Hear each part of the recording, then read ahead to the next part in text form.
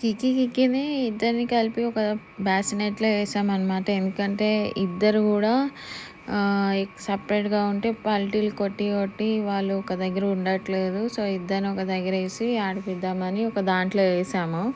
ఏసాక అసలు ఇద్దరికీ పడట్లేదనమాట.